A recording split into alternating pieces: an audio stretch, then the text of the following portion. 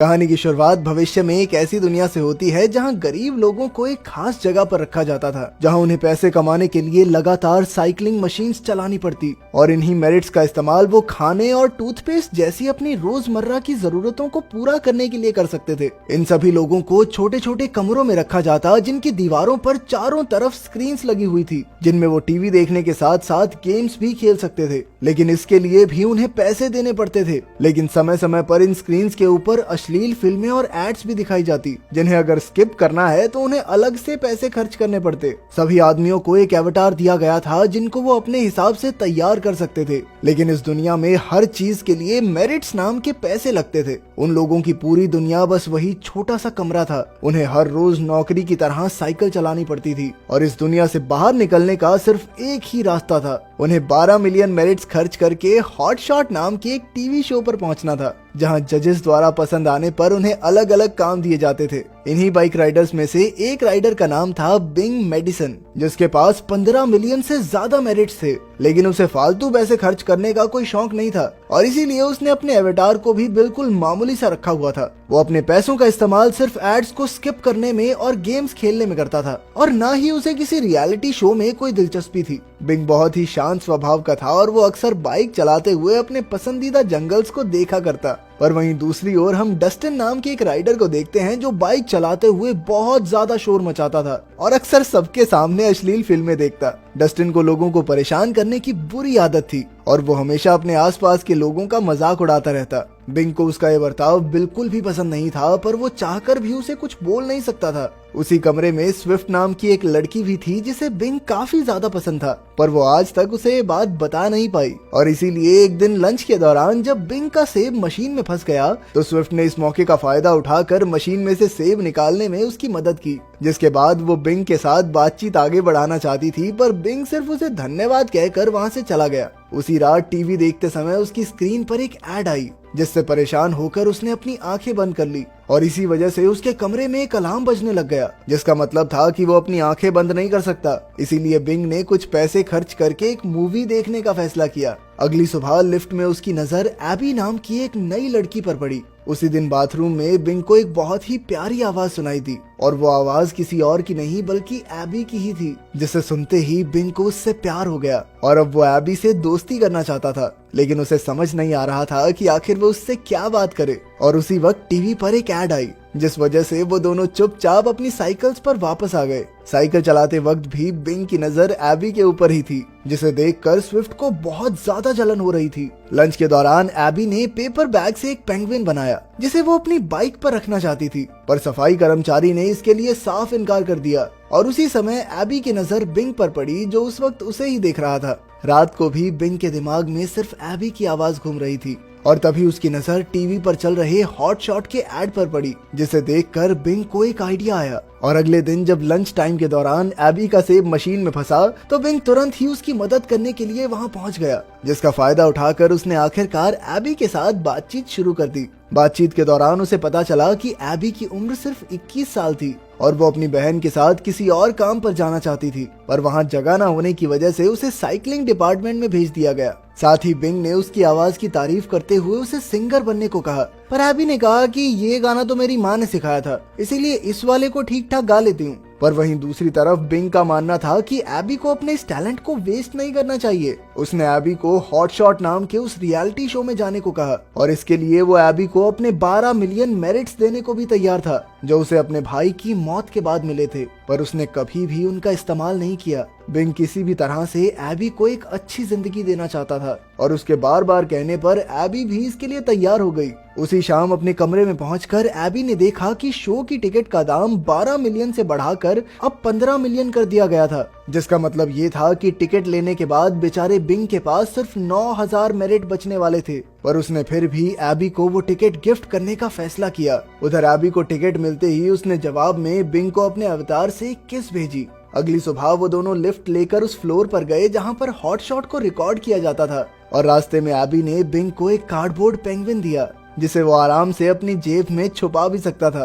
AB के चेहरे पर घबराहट साफ दिखाई दे रही थी और इसीलिए बिंग ने उसकी हिम्मत बढ़ाने के लिए उसका हाथ पकड़ लिया। उस फ्लोर पर पहुंचकर एबी ने सबसे पहले सिक्योरिटी गार्ड को अपनी टिकट दिखाते हुए बिंग को अपने परिवार का हिस्सा बताया जिसके बाद बिंग के हाथ पर एक स्टैंप लगाई गई जिसकी मदद से वो भी शूटिंग देख सकता था। इसके बाद उन्हें एक वेटिंग रूम में ले जाया गया जहां काफी सारे लोग पहले से ही अपनी बारी का इंतजार कर रहे थे, जिनमें से कुछ लोग तो एक हफ्ते से वहीं पर बैठे हुए थे।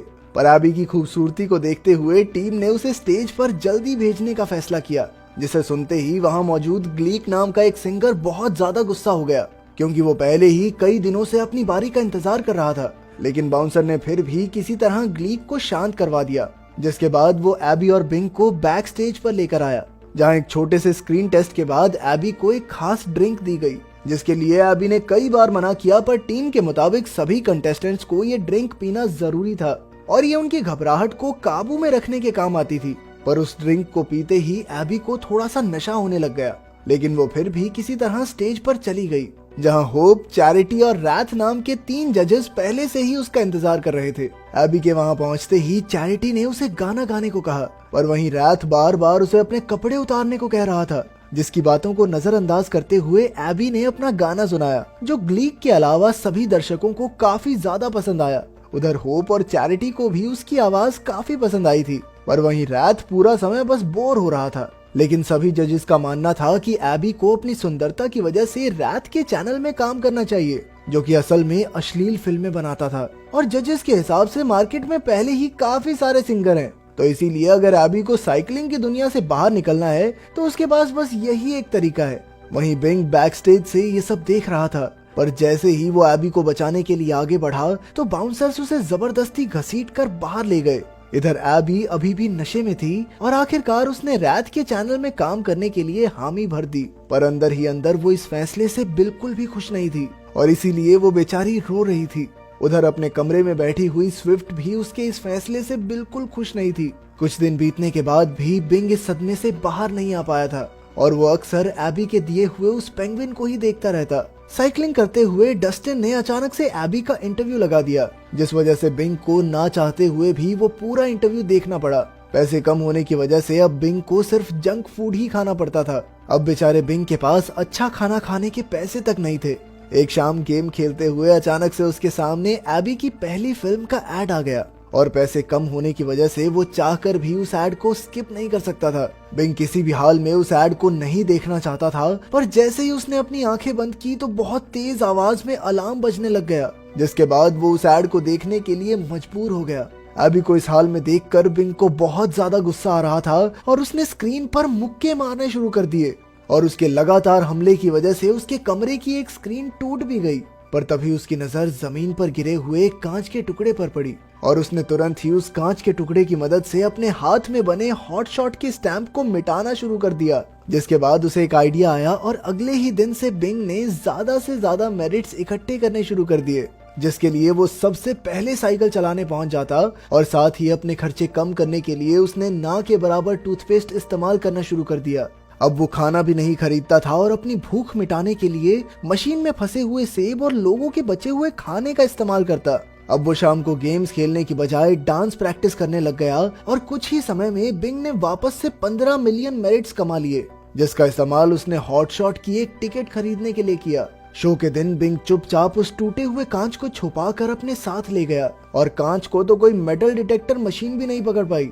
वो वेटिंग रूम में सबसे पहले पहुंचा था, पर जल्द ही एक बार फिर से पूरा कमरा लोगों से भर गया। वहां उसकी मुलाकात ग्लीक से भी हुई, पर अपने रंग की वजह से बिंग की बारी भी काफी जल्दी आ गई। स्क्रीन टेस्ट के बाद जब उसे ड्रिंक दी गई तो उसने बड़ी ही चालाकी से एबी के खाली ग्लास को दिखा दिया, जिसे वो पहले से अपने साथ लेकर आया था, और अपनी इस चालाकी की वजह से वो ड्रिंक पीने से बच गया। उसे स्टेज पर देखकर किसी भी जज के पास कोई बात नहीं थी, इसीलिए उन्होंने बिंग को अपना डांस दिखाने को कहा, जिसके बाद बिंग ने थोड़ी देर के लिए बहुत बेहुदा सा डांस किया और तभी अचानक से उसने उस कांच के टुकड़े को निकालकर अपनी गर्दन पर रख दिया।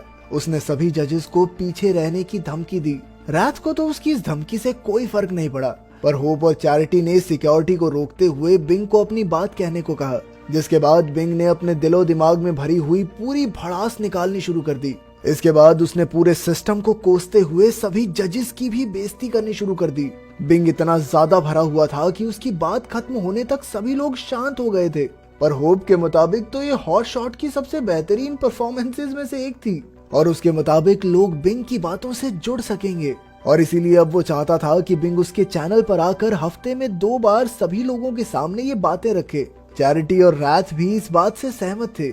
उधर एबी की ही तरह सभी दर्शक बिंग के लिए भी तालियां मारकर उसे इस डील को लेने के लिए फोर्स कर रहे थे और आखिरकार बिंग भी इस डील के लिए तैयार हो गया। कुछ दिनों बाद ग्लीक भी उस शो पर आई, पर उसकी बेसुरी आवाज की वजह से उसे बाहर निकाल दिया गया। वहीं बिंग का तो एक अपना ही शो शुरू हो गया था, जहां वो अपनी आंखों में गुस्सा लेकर पूरे सिस्टम को गालियां देता था। पर वहीं शो के खत्म होने से पहले वो वापस नॉर्मल होकर सभी लोगों को बड़े ही प्यार से उसके शो को दोबारा देखने के लिए कहता। इस शो के बाद बिंग की पूरी जिंदगी बदल चुकी थी और अब वो एक आलीशान घर में रहता था, जहां से उसके पसंदीदा जंगलों का व्यू मिले।